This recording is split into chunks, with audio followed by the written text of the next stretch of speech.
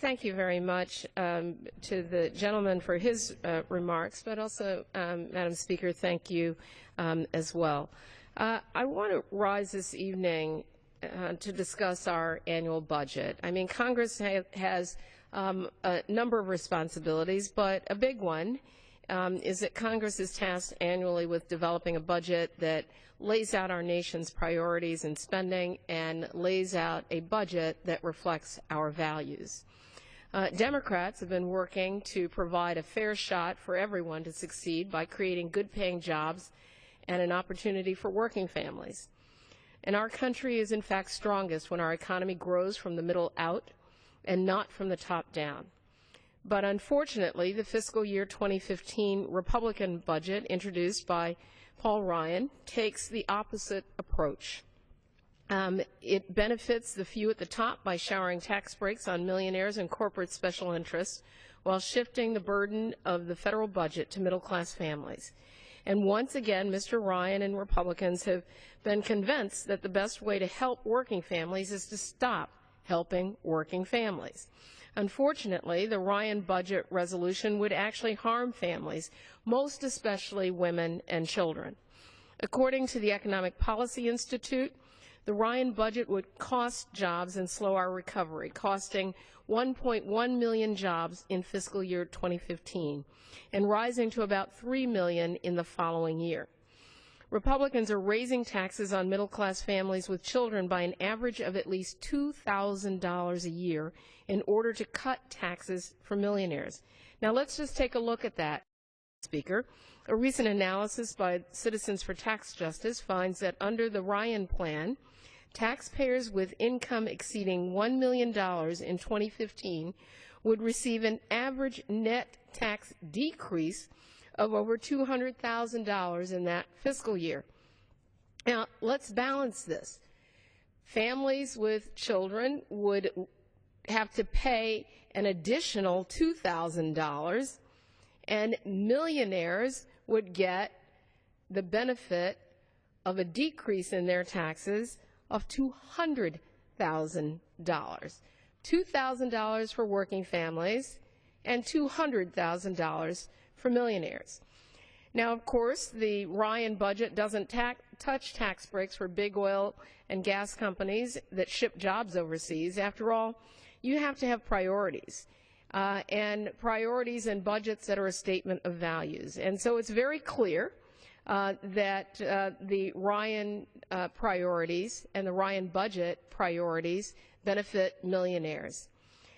It's very clear, unsurprisingly, that the Ryan budget also repeals, yet again, the Affordable Care Act, despite the fact that now 9.3 million people now have health care as a result of the Affordable Care Act, that according to a Rand Corporation study.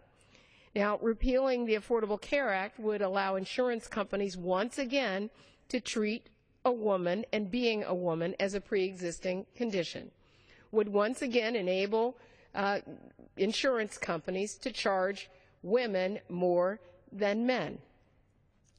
Insurance companies would also be able to deny women coverage because of pre-existing conditions, including a history of domestic violence, breast and cervical cancer, and C-sections. Under this budget, millions of women and their families would be stripped of the private marketplace health plans and expanded Medicaid coverage that they've obtained under the Affordable Care Act. In fact, more than 47 million women would again have to pay out-of-pocket costs for life-saving preventive health services like mammograms and cervical cancer screenings. And up to 4 million women seniors, that's right, 4 million women seniors would fall once again into the prescription drug donut hole. And they'd have to start reaching back into their pockets once again to pay for their prescription drugs because the Ryan budget reopens the donut hole. I want to repeat that for the American people. The Ryan budget reopens the donut hole that Democrats closed. And as a result, seniors in the donut hole will pay an additional $18,000 over 10 years on average for their prescription drugs.